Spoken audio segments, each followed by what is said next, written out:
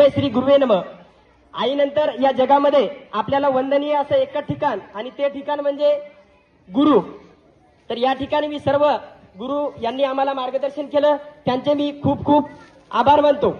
आणि आम्ही सर वर्गामध्ये शिकवत असताना आम्ही विद्यार्थ्यांना सांगत होतो की ज्ञानाचं महत्व सांगत होतो. विद्येविना मती गेली, मतीविना नीती गेली, नीतीविना गती गेली, गतीविना वित्त गेले, वित्ताविना शूद्र खटले, एवढे अनर्थ एका अविद्येने केले.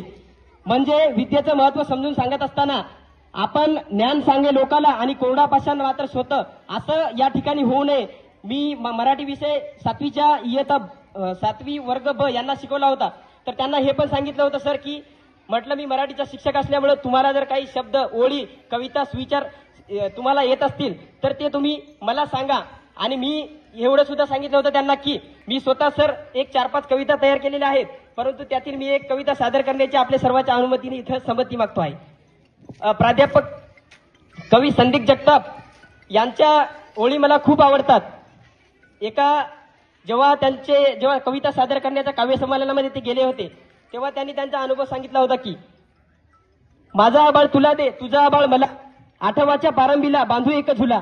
त्यावर कवी संदीप जगताप सरांनी दिलेलं उत्तर, तुझ्या स्वप्नाचा आबाळ मला देऊच नको, तुझ्या स्वप्नाचा आबाळ मला देऊच नको, नकोच ते, तुझा आबाळ घेऊन मी तरी काय करू, इथं माझंच पोट मला झालंय, सांग ना तुझं पोट कुठून भरू, इथं माझंच पोट मला जड झालंय, सांग ना तुझं कुठून भरू.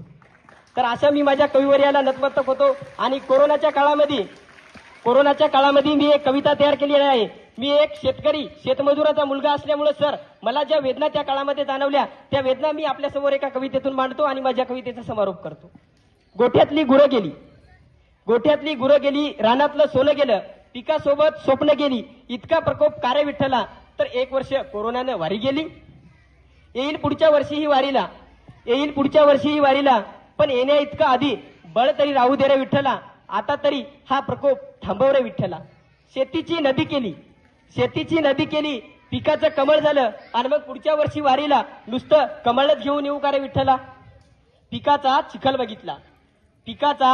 बघितला, शेतकऱ्याचा शिमगा बघितला, आता त्याची होळी जळताना तुला पाहायची आहे का रे विठ्ठला, आता त्यांची होळी जळताना तुला पाहायची आहे का रे विठ्ठला.